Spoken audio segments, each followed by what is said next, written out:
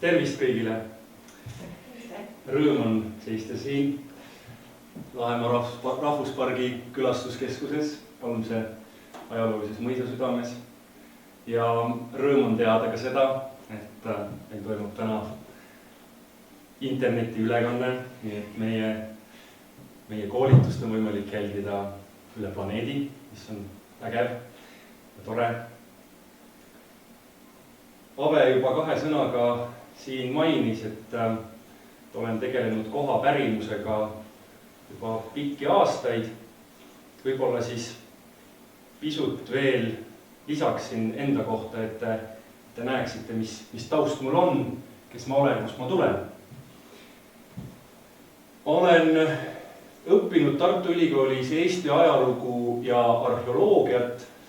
Magistriastmes spetsialiseerusin arheoloogiale ja see magistritöö on mul ikka veel alles valmimas, sest välitöid on nii palju olnud, pärimus tahab muud kui kogumist ja see magistritöö tuleks veel lihtsalt vormistada, aga see põhimõtteliselt on looduslikest pühapaikadest. Ma olen tegelenud palju muu kohapärimuse hulgas just pühapaikadega.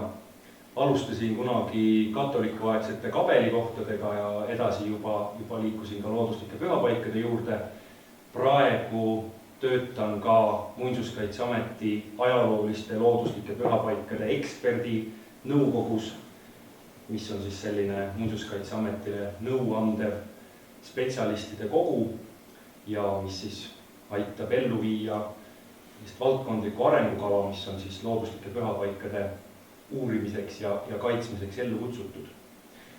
Aga aastast 2005 põhimõtteliselt ma töötan Eesti Kirjandusmuuseumis Eesti kohapärimuse töörühmas.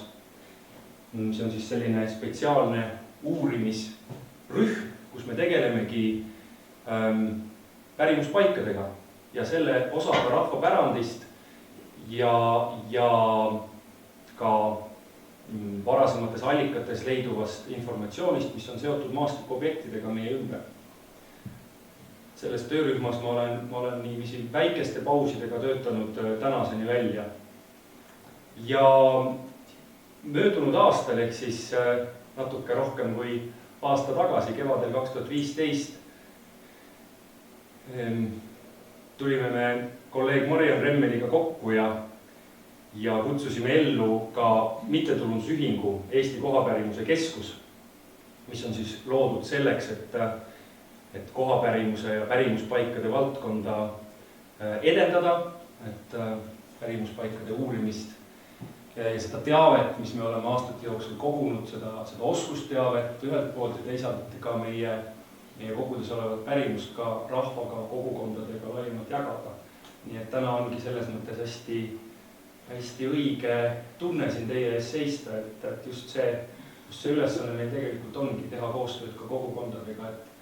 Mul on siin viimastest aastatest see kogemus, et tegelikult kesksete suurte mäluasutuste töötajad või uurimisrühmad ei jõua lihtsalt füüsiliselt teha ära seda tööd, mida on võimalik tegelikult Eesti pärimuspaikade ja looduslike pühapaikade uurimisel ja kaitsmisel teha, mis tähendab seda, et kogukondade kaasamine on ülioluline.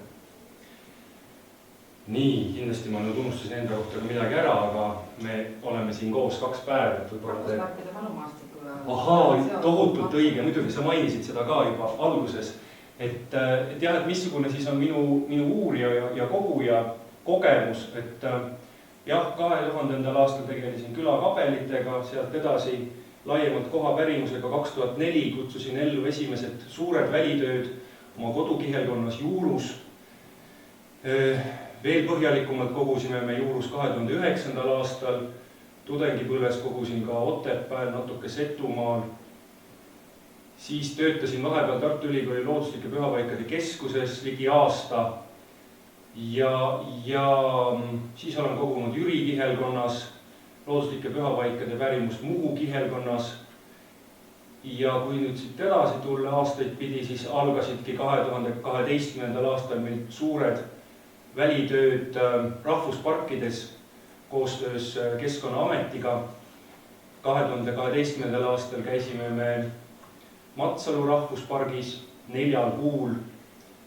Siin hiljuti oli meil ka üks teabepäev, kus ma jagasin täpsemat infot selle töö tulemuste kohta, et seda võib-olla praegu ei hakkaks kordama, et ta on mahukas kogu, mis me oleme kokku pannud.